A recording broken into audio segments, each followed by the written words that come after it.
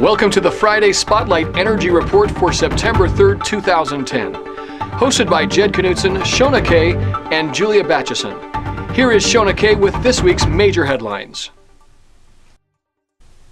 Thanks, Jed. Another rig has exploded in the Gulf of Mexico, west of the BP Deepwater Horizon rig explosion that occurred on April 20th. Details are still coming in, but at this time it is believed a rescue effort is underway for the crew of the rig. 12 workers are accounted for, but they have yet to locate the 13th person. The explosion occurred some 80 miles off the coast of Louisiana. A commercial helicopter reported the explosion around 10:30 a.m. Eastern Standard Time. Multiple rescue vessels immediately headed towards the area. It is unclear whether the explosion occurred on an actual drilling rig or a production platform. The BP hearings in Houston, Texas wrapped up on Friday with some chilling tales from executives that were aboard the Deepwater Horizon rig at the time of the explosion. Don Winslow, a Transocean executive, told a particularly harrowing tale about the final moments both before and after the explosion. Investigators continue to focus on this specific period to determine whether proper procedures were followed. One thing that has come to light about the explosion is that BP engineers may have made a mistake in reading test results provided by Transocean. This misinterpretation of results led to the decision to move forward with the process of switching from drilling fluid to seawater to fill the Macondo well.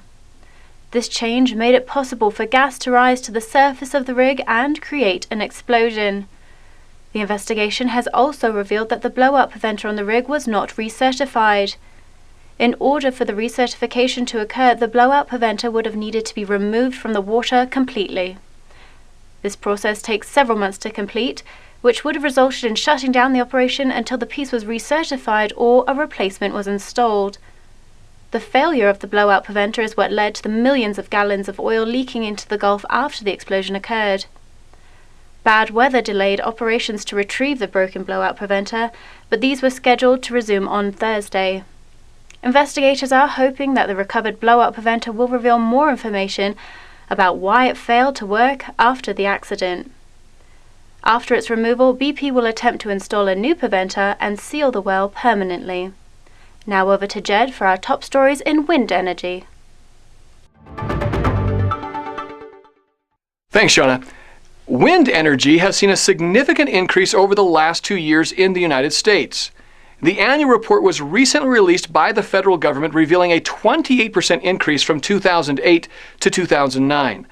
Wind also increased its market share from 1.4% to 1.8% during the same period.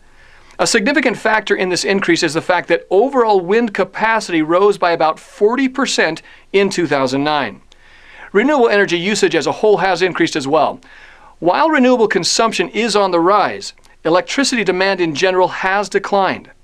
Analysts are citing the poor economy, more energy-efficient appliances, and an increased awareness of energy conservation as the major reasons behind this decrease in electricity usage. While wind energy is on the rise, not everyone in the United States is supportive of it. One major adversary of wind energy that has recently surfaced is the United States military. Objections raised by the armed forces concern wind turbines and how they affect satellite coverage. In many cases, the turbines cannot be differentiated from airplanes on radar screens. They could also cause blackout areas where a plane cannot be seen by the radar.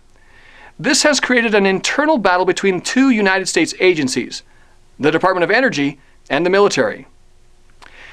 Exelon Energy increased its portfolio this week by purchasing the Deere Company wind business for $900 million. Though the consumption of wind energy is up, decreased electricity demand has resulted in lower energy prices for the consumer.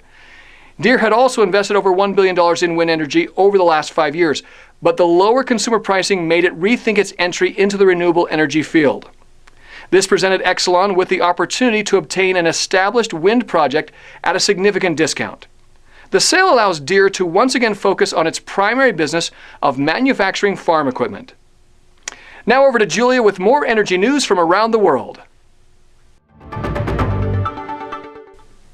Thanks, Jed. Last week, Cairn India Ltd. was entertaining an offer for Vedanta Resources, but that sale started to fall apart due to some environmental issues that surfaced. Now ONCG is exercising its preemptive right to Cairn's assets. This allows ONCG the right of first refusal for any proposed sale of the Cairn's oil block. ONCG has asked Cairn Energy plc to supply it with the full details of the deal with Vedanta. India and the United States have finalized a nuclear agreement initiated during the Bush administration. There were quite a few concessions made, and the agreement hardly represents the original proposal that was initially issued by the Bush administration. But insiders believe that this agreement is necessary to help solidify the relationship between India and the United States.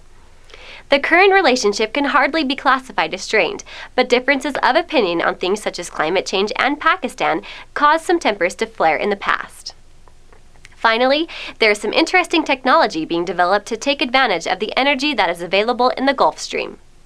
These waters create a flow that is estimated to be 21,000 times more powerful than that of Niagara Falls. One engineer is developing a device that will use swarm intelligence to harness all of the power that the Gulf Stream has to offer. It will operate much in the same way that swarms of fish travel.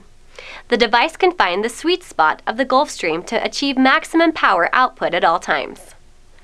That is your energy news for this week. For more headlines, visit us at worldenergymedia.com. This is Julia Batchison for Jed Knutson and Shona Kay at World Energy Media. Thanks for watching and have a great day.